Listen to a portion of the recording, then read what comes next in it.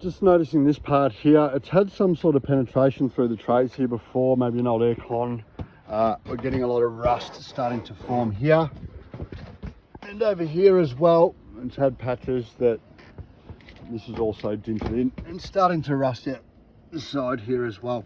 I recommend putting a backflash from that tray over to this tray. To do that, we're going to have to lift this aircon. It's installed very badly. I'm going to bring that up to the customer. They might want to get an electrician out to have a look at that. And I want to put some battens underneath it as well in the trays, so we can put some legs on the air conditioner running that way, so that we don't block up the backflash. If we sit that straight on top of a backflash, the water's going to run down this roof here, run into there, hit the back of that and stop and have to turn, and that causes the timber to rot out or for water leaking points. The rest of the roof is not too bad. There's missing fixings as well, so missing some rivets here, silicone on top, not for the fixings. Just a bit of a general cleanup really for the rest of the roof. I can see just flashing over here has lifted. You can see here it's not sitting correctly. It should be down like that. So just refixing that, sealing over it, resealing any of the old stuff. 30-year-old roof, so the silicone all starting to be perished. It only lasts that long. These ones it'd be worth just sealing the fixings on top of this as well. These rubbers perish eventually and wear down. So the boys have painted the box cutter here already, done a good job. Looks like Zach or Tomo maybe, they love to put these extra screws in, man. I love it. But just to go around and just re-silicone the whole roof as well, just to give this a nice long life and prevent damage. Just looking at replacing this transition flashing. I'm going to bring it out further. I'm going to bring it out 250 mil, so we just get near this air conditioner. And we're also going to do a 40 mil front, not a 35 like this, and get a better gap on the bottom here. Going to go up higher here with the fold as well. It's going to do it in two pieces because it's easier to get the materials into the property, and it will give us a bit of play on each end.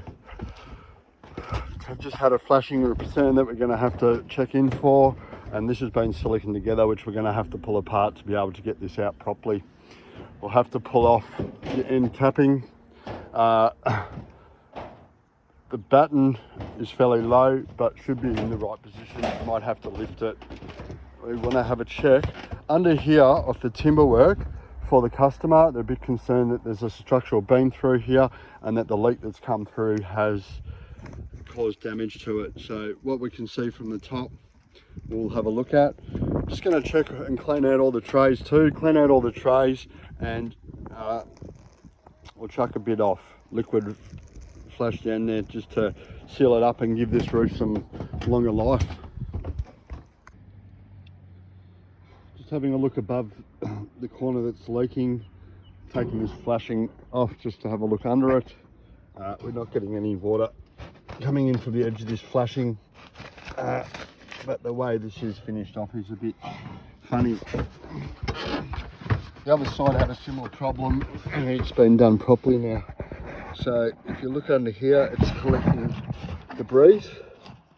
I don't know how they got into silicone that really well, but I'll show you here. Pull it out. You see all the gunk that's under there running. On the other side, there's a little batten, just here, a timber batten. What they've done, which is what should have been done from the start, is they have cut that back to there, folded it around so that the water doesn't run down here, hit the back of here and run into the building.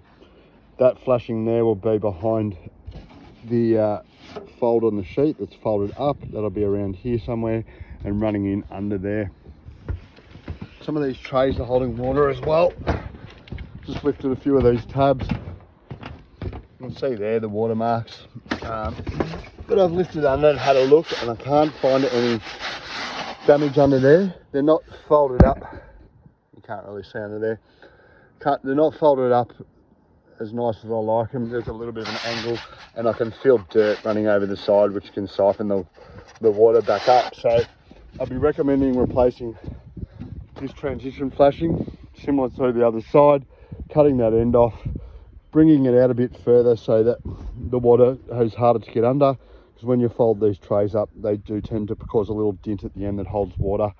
We bring that out further, we should have no problem with stopping that water and the debris from getting under there as badly.